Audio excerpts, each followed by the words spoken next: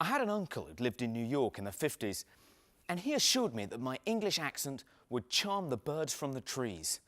Society hostesses would be falling over themselves to invite me to parties, and the richest men in America would be queuing up to introduce me to their daughters.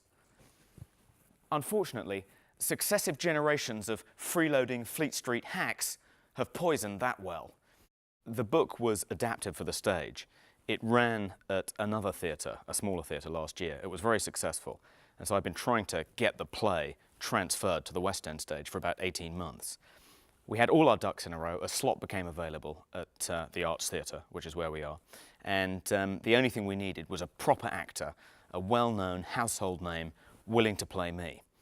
We couldn't find one, and the owner of this theatre said that, look, the only way I'm going to hold the booking is if Toby agrees to play himself.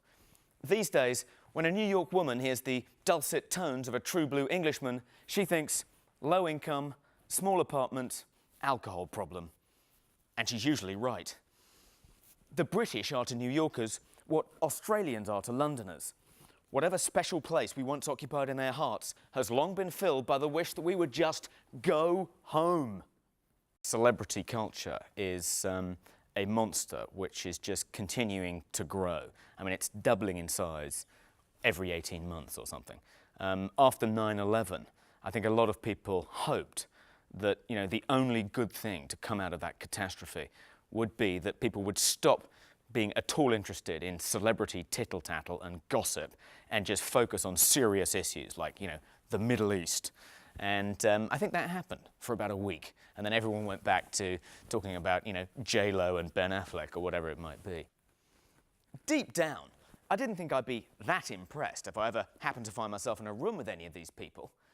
But my first impulse on seeing Tom Cruise had been to genuflect.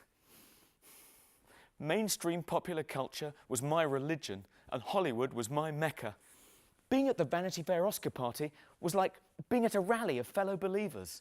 I was among my own people at last, even if they had thrown me out after 30 seconds.